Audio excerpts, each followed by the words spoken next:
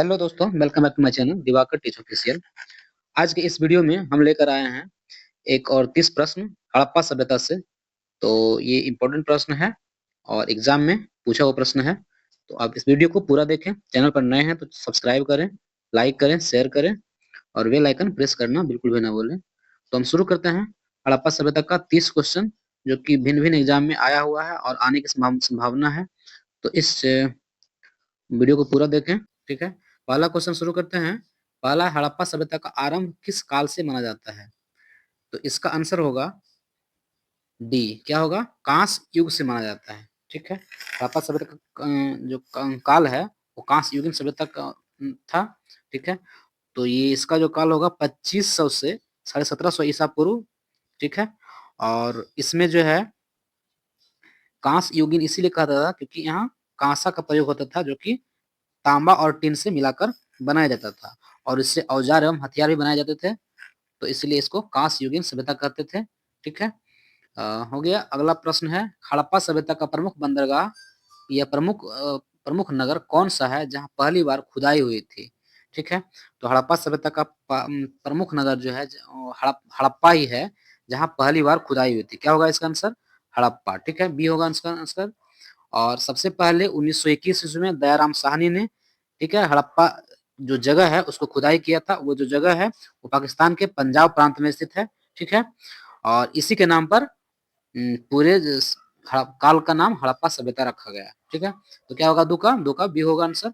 अगला प्रश्न है, हड़प्पा सभ्यता को किसने सिंधु घाटी सभ्यता नाम दिया? ठीक है, तो हड़प्पा सभ्यता को सबसे पहले जो है सिंधु घाटी सभ्यता जो नाम दिया था वो थे जॉन मार्शल। ठीक है, जॉन मार्शल जो है 1924 में सिंधु घाटी सभ्यता को हड़प्पा सभ्यता को सिंधु घाटी सभ्यता नाम दिए थे। ठीक है, और क्यों दिए थे? क्योंकि यह सिंधु नदी के सिंधु एवं सहायक नदी के किनारे बसा हुआ था।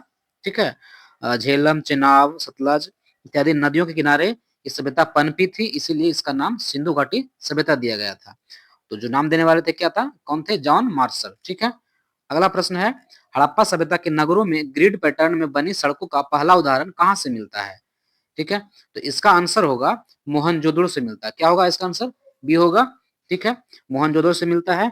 ग्रिड पैटर्न का मतलब होता है सड़क की 90 डिग्री पर घुमा हुआ। ठीक है, मतलब इधर से सड़क आया और इधर से आया, यहां से इस टाइप से।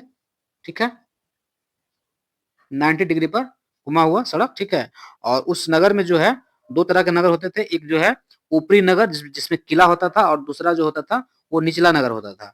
ठीक है, इस तरह से आंसर इसका बी होगा, मोहनजोदड़ो। अगला प्रश्न है, सिंधु घाटी सभ्यता में व्यापारिक बंदरगाह के रूप में प्रसिद्ध स्थल कौन सा है? तो व्यापारिक बंदरगाह जो है डॉकयार्ड वो है लोथल। लोथल कहाँ है? गुजरात में है। ठीक है, यहाँ से दूसरे देशों से व्यापार होता था। ठीक है, यहाँ जेट्टी और गोदाम के अवशेष भी मिले हैं। ठीक है, इसके अलावा अगला क्वेश्चन क्या होगा? 5 का, बंदरगाह हड़प्पा ये लोथल होगा। ठीक है, अगला प्रश्न है, हड़प्पा सभ्यता का प्रमुख धातु कौन सी थी? तो हड़प्पा सभ्यता का प्रमुख जो धातु थी वो आंसर होगा इसका कांसा। क्या होगा? कांसा। सी होगा इसका आंसर। इसीलिए इसका नाम कांस्य युगीन सभ्यता भी पड़ा था, क्योंकि यहाँ कांसा प्रमुख धातु थी। ठीक है, अगला प्रश्न है, कांसा जो होता था वो तांबा और टीन से मिलाकर बनाया जाता था।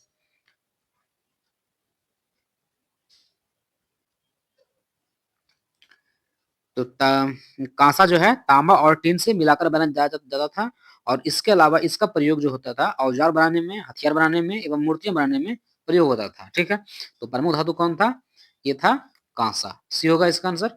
अगला प्रश्न है, काली बंगन का क्या महत्व है? 7 नंबर क्वेश्चन है, काली बंगन का क्या महत्व है?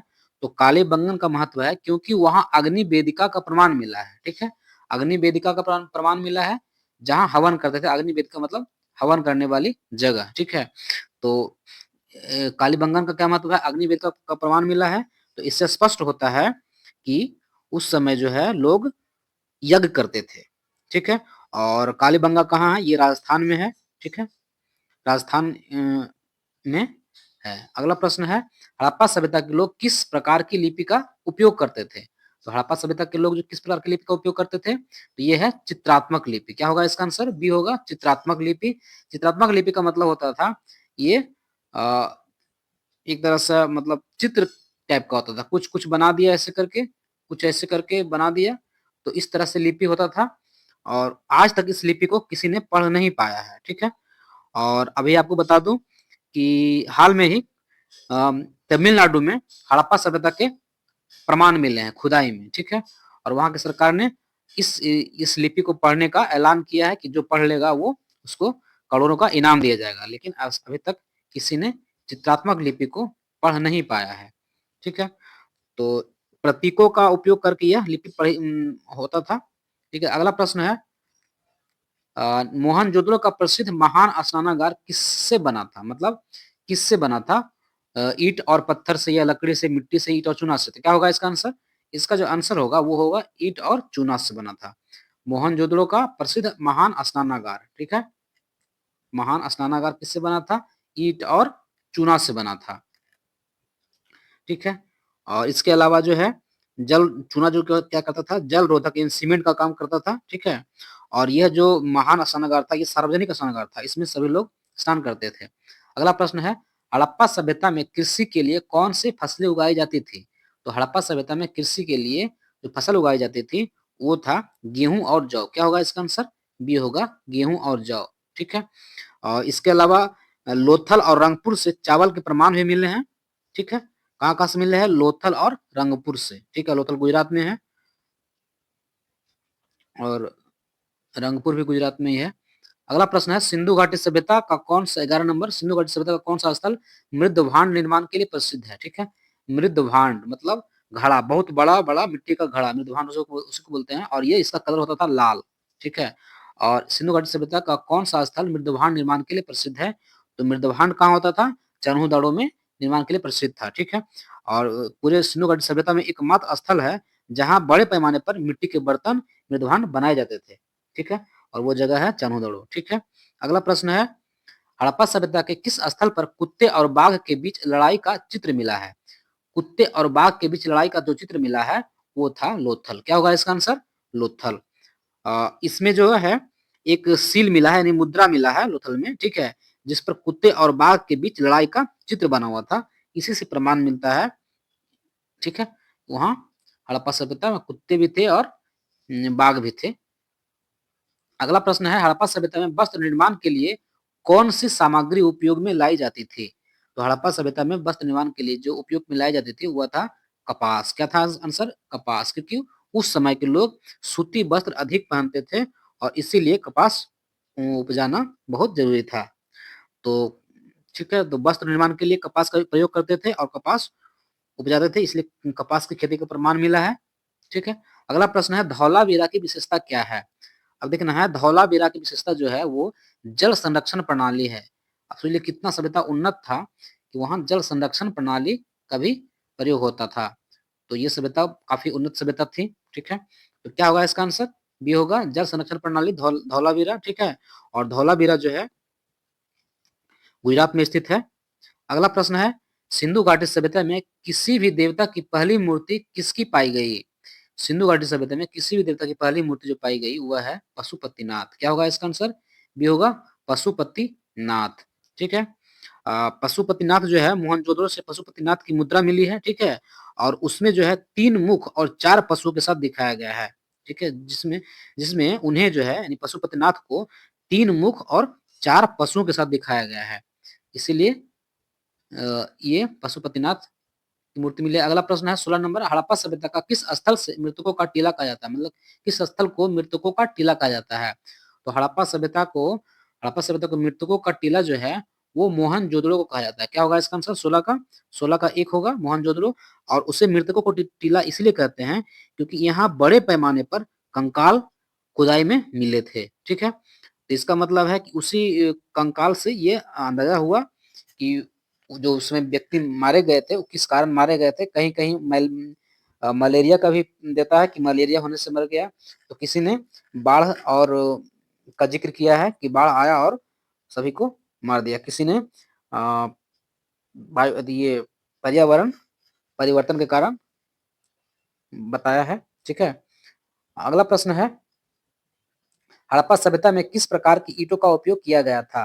तो हड़प्पा सभ्यता में जो है पक्की ईंटों का उपयोग किया गया था। क्या होगा इसका आंसर? पक्की ईंट। ठीक है, आंसर ए होगा। ठीक है, और पक्की ईंट जो है वो आयताकार होता था उस समय। ठीक है, अगला प्रश्न है, सिंधु घाटी सभ्यता के लोग किसे नृत्य करते हुए लड़की के रूप में जानते हैं? तो जो उस जगह से लड़की मिली है वो कांसे की मिली है मूर्ति। ठीक है, जो कि नृत्य करते हुए पाई गई है, इसीलिए उसे डांसिंग गर्ल या नृत्य करती हुई लड़की के रूप में एक मूर्ति मिली जो कांसे की थी। क्या होगा इसका आंसर? कांसा होगा। ठीक है,